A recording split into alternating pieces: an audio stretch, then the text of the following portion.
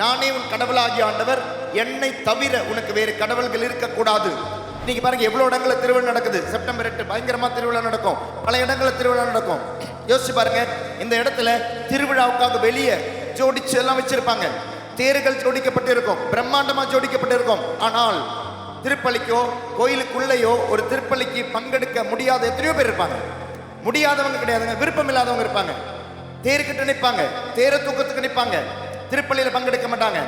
நடைப்பயணமா திருப்பயணமா திருப்பலின்னு கேட்டா திருப்பயணம் தான், திருப்பலி அல்ல. திருப்பலிக்கு கொடுக்க வேண்டிய அந்த முக்கியத்துவம் நமக்கு புரியல. திருப்பலி நடந்துகிட்டு இருக்கு சில டைம்ஸ்ல அந்தோனியார் கோயிலெல்லாம், அந்தோனியார் முன்னால் பெரிய லைனே நிற்கும்.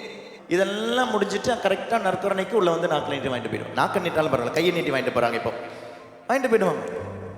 பக்திகள் வேண்டான்னு சொல்லல, புனிதர்கள் வேண்டான்னு சொல்ல, புனிதர்கள் வேணும். ஆனால் ஆண்டவரோடு இணைந்திருப்பது தான் புனிதர்களுக்கு முக்கியத்துவம்.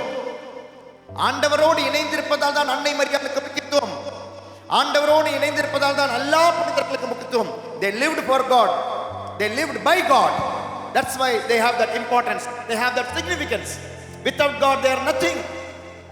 ஆண்டவர் இல்லை என்றால் அவருக்கு ஒண்ணும் அல்ல.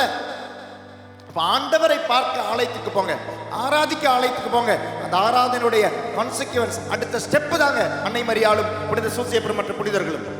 ஏன்னா நீங்க நேரடி ஆண்டவர்கிட்ட போகாம அவங்க கிட்ட வந்தா அவங்களுக்கே பிடிக்காது.